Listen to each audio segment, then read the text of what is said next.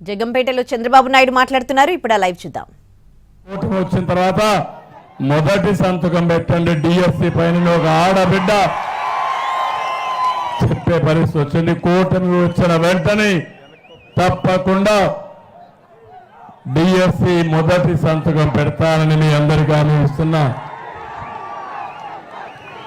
ఇంకో పక్క ఒక మాట చెప్తున్నారు జగన్మోహన్ రెడ్డి, అందరూ కలిసి వస్తున్నారంట, ఆయన ఒక్కడే వస్తున్నా అంట, ఆయన సింహం అంట. ఒప్పుకుంటారా తమ్ముళ్ళు? ఒక దొంగ దోపిడీదారుడు మీ ఇంటి మీదకి వస్తే మీరేం చేస్తారు? మనిషికి ఏం దొరికితే రోడ్డు మీదకి వస్తారా లేదా?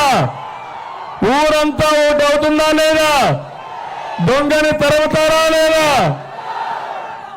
ఆ పరిస్థితి రాష్ట్రంలో. బందిపోటు దొంగ వచ్చాడు, దోపిడీదారుడు వచ్చాడు. రాష్ట్రాన్ని కాపాడుకోవడం మనందరి బాధ్యత, అవునా కాదా?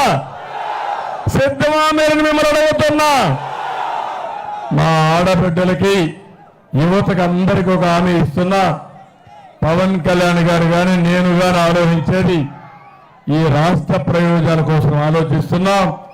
మా కలయిక కూడా బీజేపీ, తెలుగుదేశం, జనసేన ముగ్గురు కలిసామంటే ప్రజలు గెలవాలి, రాష్ట్రం నిలబడాలి.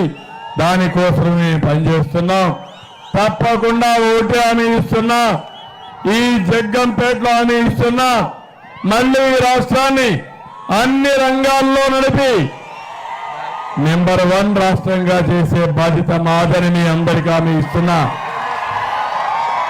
ఈరోజు మీరందరూ కూడా నేను ఒకటే మీ అందరికీ విజ్ఞప్తి చేస్తున్నాను. ఈరోజు నేను సూపర్ 6 తీసుకొచ్చాం. పవన్ కళ్యాణ్ గారు ఇంకా ఒక 2 పాయింట్లు యాడ్ చేయమని కూడా కోరారు. అవి కూడా యాడ్ చేస్తున్నాం. ఈరోజు ఇద్దరం కలిసి కనీసం టాప్ 10 కింద తీసుకుని అన్ని వర్గాలకు మేనిఫెస్టో ఇస్తాం. కొన్ని ఫోకస్గా కొన్ని పాలసీలు తీసుకొస్తాం.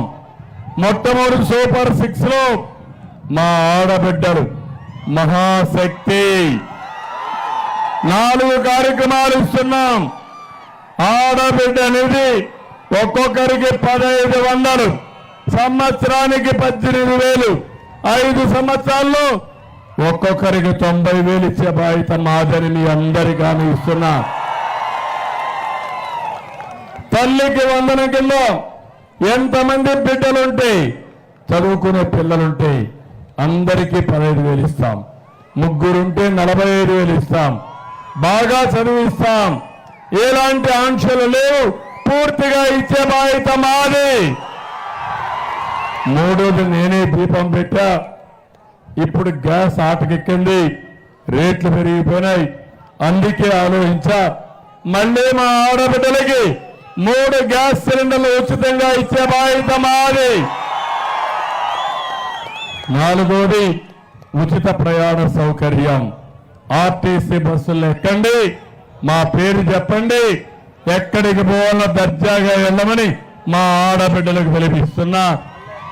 మీరు ఉద్యోగానికి పోయి రావాలన్నా, తల్లి ఇంటికి పోయి రావాలన్నా, పుట్టింటికి పోవాలన్నా, ఎక్కడికి పోయినా ఏర్పాటు చేసే బాధ్యత మాదని మీ అందరికీ హామీ ఇస్తున్నా. ఇది కాకుండా